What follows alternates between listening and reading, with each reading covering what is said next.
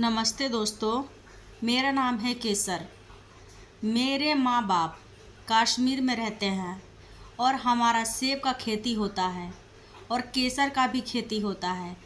हमारी माँ बहुत पढ़ी लिखी थी, इसलिए वह बीजों की परख रखती थी। वो अच्छे बीजों को ही लगाती थी और बहुत सारा सेब का खेती होता था। सेब जब उग जाते थे तो उन सेबों को थोक विक्रेता को बेच दिया जाता था और जो पैसे हमें मिलते थे माँ हमारे पढ़ाई लिखाई में लगाती थी। मेरी माँ केसर भी बहुत अच्छा लगाती थी। वो बहुत ही समझदार थी। मैंने आज तक ऐसी औरत नहीं देखी। सारा जिम्मेदारी खुद पे रखी थी। मेरे पापा जो थे वो ज़्यादा पढ़े लिखे नहीं थे, इसलिए वो ड्राइवर का काम करते थे। मेरी माँ और मेरे पापा दोनों मिलकर हम लोग की परवरिश कर रहे थे। मेरा एक भाई था रमेश। रमेश बहुत ही अच्छा था, वो मुझसे बहुत प्यार करता था। हम भाई बहन दोनों पापा के साथ स्कूल चले आते थे। मेरे स्कूल में बहुत अच्छी पढ़ाई होती थी। हम स्कूल से पढ़कर वापस जब आते थे तो मेरा भाई और हम दोनों झील में लगने वाले सब्जी मंडी में हम सब्जी लेकर जाया करते थे। एक दिन जब हम सब्जी मंडी में सब्जी लेकर गए तो हमने देखा कि जो आते हैं यहाँ पे घूमने के लिए, वो भारत के कोने कोने से लोग कश्मीर घूमने आते हैं। वो हमारी चीज़ों को खरीदते हैं और हमारी झील में ही हमारा सब्जी मंडी लगता है, यानी पानी के ऊपर बहुत सारी सब्जियाँ और बहुत सारे सामान वहाँ बेचते हैं। और वहाँ के जितने भी घूमने आते हैं लोग, वो सारे हमारे सामानों को खरीदते हैं और वहाँ के रहने वाले भी लोग वो खरीदते हैं। जीवन में यूज होने वाली सारी चीज़ें वहाँ बिकती थी। मैं डेली भैया के साथ जाती थी। भैया मुझे अपनी हेल्प के लिए लेके जाता था। मैं अच्छे अच्छे फल धो के रखती थी और सब्जियां भी। मैं और मेरा भाई दोनों बहुत अच्छा बेच के और पैसे कमाते थे। एक दिन मैं जब जा रही थी झील में तो मैंने देखा कि एक लड़का था जो मूर्ति बेच रहा था। उसका नाम रेहान था। वो बहुत अच्छा था। वो मूर्तियों को अच्छे से बनाकर बेचता था, पर वो ज़्यादा अच्छे घर की फैमिली से नहीं था। उसकी फैमिली बहुत गरीब थी, इसीलिए वह मूर्ति खुद बनाता था और बेचने आता था। उसके माँ बाप बहुत गरीब थे, उनके पास रहने के लिए घर भी नहीं था, वो रेंट पे रहते थे।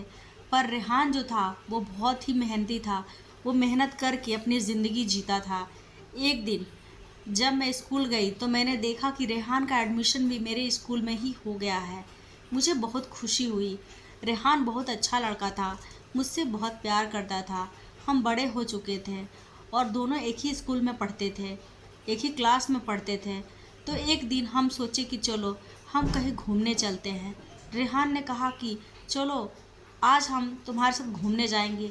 मैंने अच्छा अच्छा खाना बना लिया और खाना बना के टिफ़िन में पैक कर लिया और मैं पापा और भैया के साथ स्कूल चली गई। मैं जब स्कूल गई तो जब लंच हुआ तो मैं रेहान के साथ घूमने जा रही थी। पहाड़ों पर बर्फ़ था। बर्फ़ को मेरा देखने का बहुत मन था। पापा मम्मी मुझे जाने नहीं देते थे क्योंकि बर्फ़ से भरा हुआ पहाड़ था और कब वहाँ बर्फ़बारी होने लगे कोई नहीं जानता है। वहाँ तूफ़ान चलने लगे, पर मुझे जाने का बहुत मन था। मैं रेहान से बोली कि मुझे वो बर्फ़ वाला पहाड़ देखना है। उसी दिन हम और रेहान दोनों वहाँ जाने के लिए निकल गए। जब हम निकले तो कुछ खाने की ठंड लग रही थी। रेहान ने आग जलाई और आग जला के मेरे को आग के सामने बैठा दिया और मेरे हाथ पैर को घिसने लगा। मेरे शरीर में गर्मी आने लगी। हम लोग इंतज़ार करने लगे कि कब सुबह होगी और हम घर जाएंगे, पर रुकने का नाम ही नहीं ले रहा था तूफ़ान। जब सुबह हुई तो पूरा तूफ़ान रुक चुका था, बिल्कुल ठंडा मौसम हो चुका था। हम दोबारा अपने घर आए। जब मैं घर आई तो मेरी मम्मी पापा बहुत टेंशन में थी। मेरी माँ बस मेरा इंतज़ार कर रही थी। मैं माँ से बोली, माँ मैं अपने दोस्तों के साथ गई थी पिकनिक के लिए पहाड़ों पे। माँ ने बहुत डांटा। फिर हम क्या करते। मम्मी ने बोला कि कोई बात नहीं, अब तुम आराम से रहो, ठीक हो जाओगी जल्दी से। मुझे फ़ीवर हो गया था। फिर मैं बड़ी हो गई। कुछ दिन बाद मेरे पापा ने मेरे लिए लड़का ढूंढना शुरू कर दिया।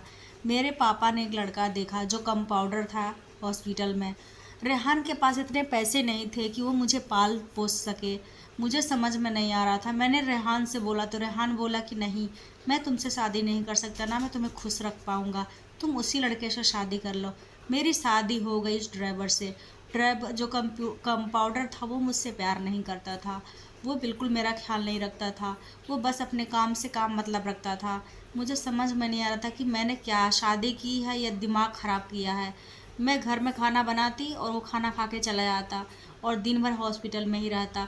उधर जो रेहान था वो पढ़ लिख कर उसी हॉस्पिटल में डॉक्टर बन गया था जिस हॉस्पिटल में मेरा पति कंपाउंडर था। एक दिन मुझे बहुत ज़ोर से फीवर हुआ, बहुत ज़्यादा। मेरे पति ने मुझे एडमिट करा दिया उसी हॉस्पिटल में। मैं एडमिट हो गई। अब मैं बिल्कुल, मेरे अंदर बिल्कुल ताकत नहीं थी। मेरा पति कुछ दिन तो इलाज कराया, उसके बाद वो मुझे देखने तक भी नहीं आता था। वो रेहान जो था वही मेरा सेवा करता था, मेरा देखभाल करता था, मेरी बहुत खातिरदारी करता था। मेरे सारे जितने बिल थे हॉस्पिटल के सारे उसी ने भरे थे, क्योंकि जो मेरा पति था वो उसको लगा कि मैं कभी ठीक नहीं होंगी, वो मुझे छोड़कर चला गया था। मुझे समझ में नहीं आ रहा था कि मैं रेहान का शुक्रिया अदा कैसे करूं। फिर भी मैंने कहा कि थैंक यू रेहान, तुम नहीं होते तो मेरा क्या होता। रेहान ने कहा कोई बात नहीं, तुम मेरी इतनी अच्छी दोस्त हो। मैंने बोला रेहान तुमने शादी नहीं की। रेहान ने कहा कि नहीं, मैंने तो शादी नहीं की, मैं तुमसे बहुत प्यार करता हूँ और ज़िंदगी में तुमसे ही प्यार करता रहूँगा। मैंने बोला रेहान कोई बात नहीं, मैं तो घर जा रही, भगवान करे तुम हमेशा खुश रहो। मैं घर चली गई और मैं अपने माँ बाप के पास रहने लगी। रेहान एक दिन भी बहुत ज़ोर से बीमार पड़ गया। मुझे जब पता चला कि रेहान बहुत बीमार है, मैं रेहान के घर आई और मैं उसका देखभाल करने लगी। मैं उसके लिए खाना बनाती, उसका ख्याल रखती, उसके सारे काम मैं करती। वो बिल्कुल अलस्त हो चुका था, उसको टाइफाइड हो चुका था, इसीलिए वो बहुत परेशान था। वो उसके लिए हर पानी खाना सब मुझे ही लेके जाना पड़ता था। उसके सर में सब कुछ मैं मुझे करना पड़ता था। जब रेहान ठीक हो गया तो फिर मैंने बोला ठीक है रेहान, अब तुम बढ़िया हो गए हो, अब मैं अपने घर जाऊंगी, मेरी माँ मेरा इंतज़ार कर रही होगी। रेहान ने कहा कि ठीक है जाओ, पर मैं तुमसे एक बात पूछना चाहता हूँ। मैंने कहा क्या? उसने कहा कि क्या तुम मुझसे शादी करोगी? मैंने कहा रेहान मेरी शादी हो चुकी है, तुम्हें पता होना चाहिए कि मैं शादीशुदा औरत हूँ और मुझसे तुम्हें बोलने का कोई हक नहीं है। रेहान ने कहा कि ये बताओ तुम्हारा पति कहाँ है? तुम्हारा पति तो तुमको छोड़ के जा चुका है, फिर तुम किस रिश्ते की बात कर रही हो? वो रिश्ता जो कभी था ही नहीं, वो तुमसे प्यार करता तो वो तुम्हारे पास होता, वो तुम्हारे पास कहाँ है? वो तुम्हें छोड़ के जा चुका है, तुम समझती क्यों नहीं? मैंने कहा कि कोई नहीं, मेरा पति तो जिंदा है ना इस दुनिया में, तो मैं क्यों शादी करूं? रेहान ने कहा कि बताओ तुम्हारा पति जिंदा है पर तुम्हारे किसी काम का नहीं है, वो तुम्हारा ख्याल नहीं रख सकता है, तुम कैसे जियोगी, इतनी बड़ी लाइफ कैसे काटोगी? मैंने कहा मैं काट लूँगी और मैं घर चली गई। रेहान कुछ दिन बाद मेरे माँ बाप से मिलने आया। मेरे पापा ड्राइवरिंग का काम करते थे इसलिए वो बस में ही थे।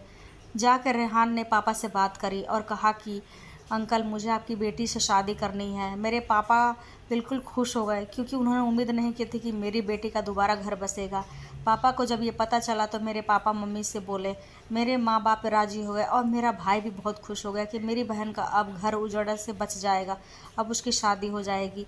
मेरी शादी हो गई और मैं वो दिन था और आज का दिन है। मेरे 3 बच्चे हैं, 2 लड़कियां और 1 लड़के। मैं बहुत खुश हूँ। रेहान ने मेरी ज़िंदगी में सारे कमी पूरे कर दिए। उसने मुझे कोई दुख नहीं दिया। अगर आपको कहानी अच्छी लगी